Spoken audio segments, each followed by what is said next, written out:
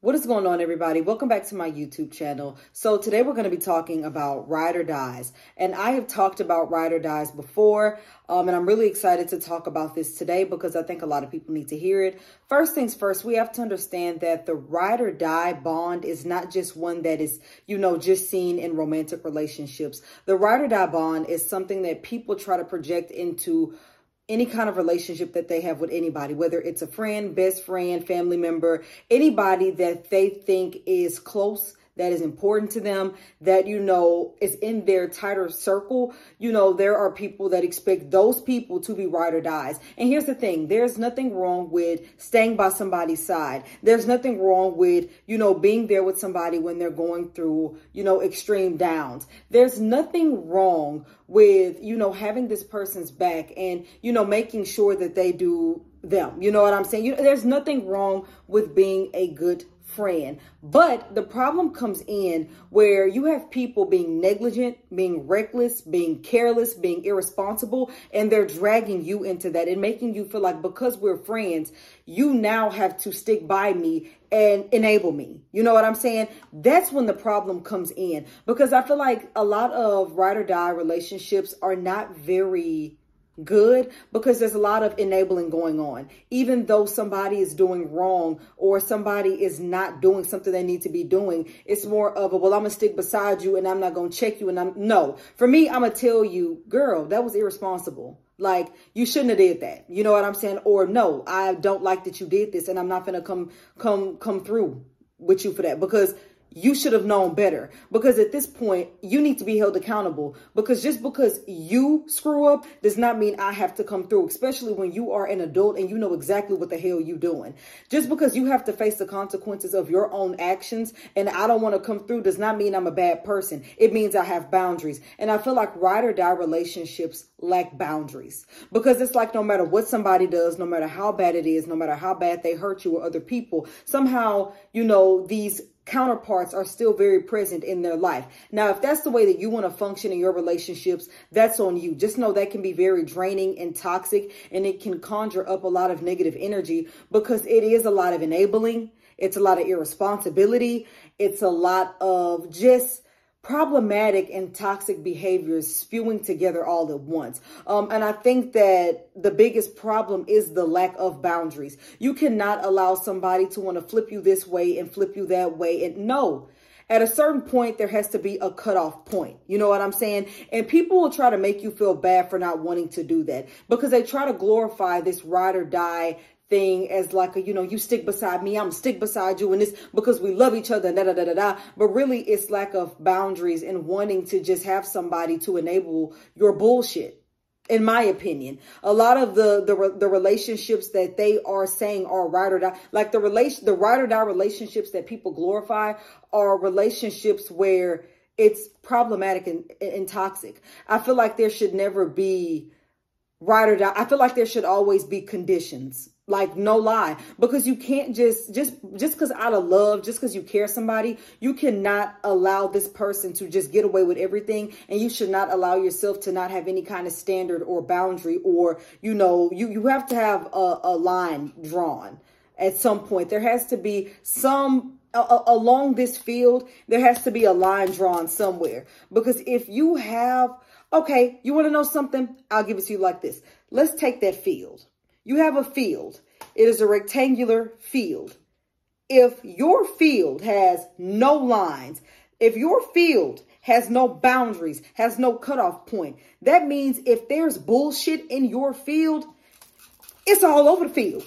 It's all over the field. There's no limit and there's no, point or section where the bullshit can't get to. Now you got bullshit all in your life. So you got bullshit everywhere. But when you draw a line somewhere, when you cross a boundary, if you put that boundary right in the middle, you may have bullshit over here in this section, but you're not going to have that here. So you know that past this point, there ain't no more bullshit. At this point, bullshit is not tolerated. Now that line can vary. How much bullshit you want to tolerate is up to you. That line can vary.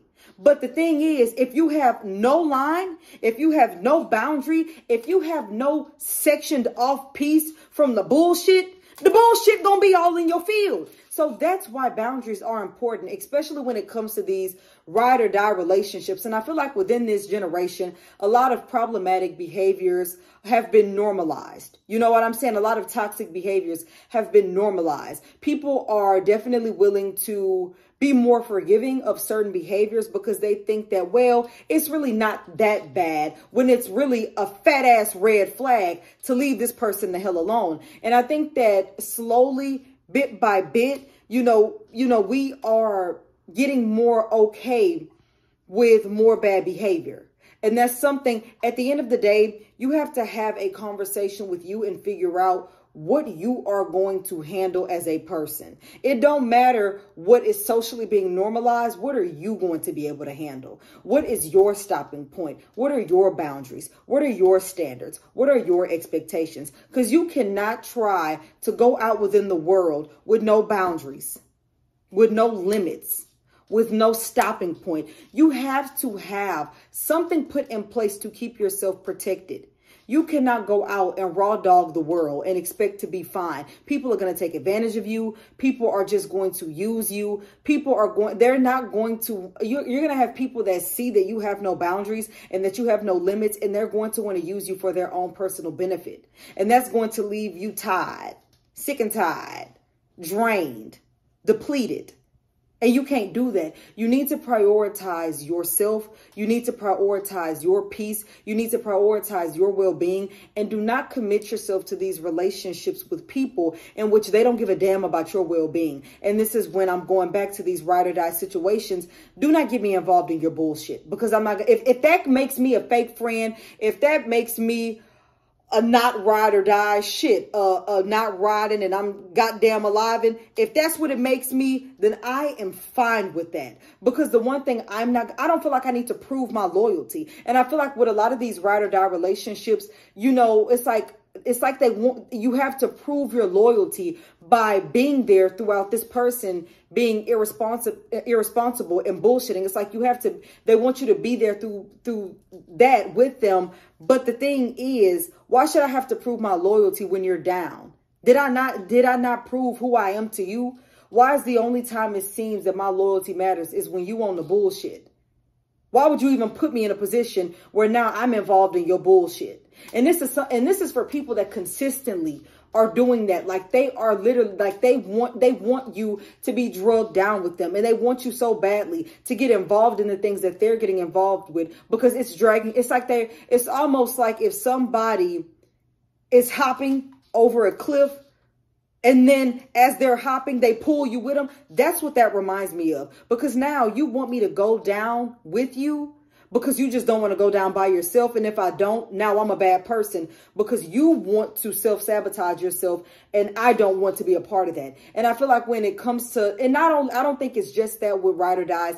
I think that a lot of people also just use it overall as a form of manipulation. They'll make you feel guilty if you don't stick by them throughout whatever they do, whether it's something that they're doing to themselves or something that they do to you. You know what I'm saying? You could have people say, well, what I did wasn't that bad, but it's crazy how it only took whatever I did for you to not want to be in my, like, people will try to gaslight you and make you feel like, oh, well, you ain't even all of that. It was like, y'all know what I'm talking about. People will try to make you feel bad because you have boundaries and you don't want to tolerate their bullshit.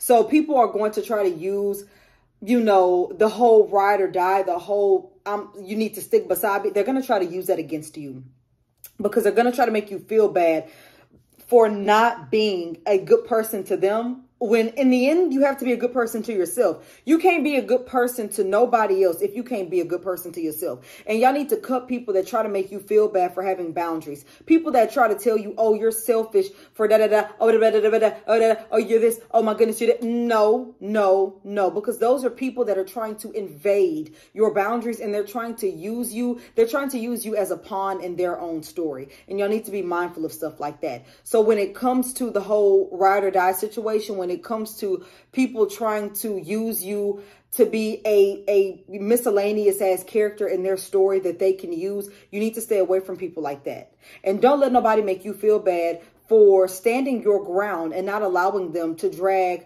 you down with them.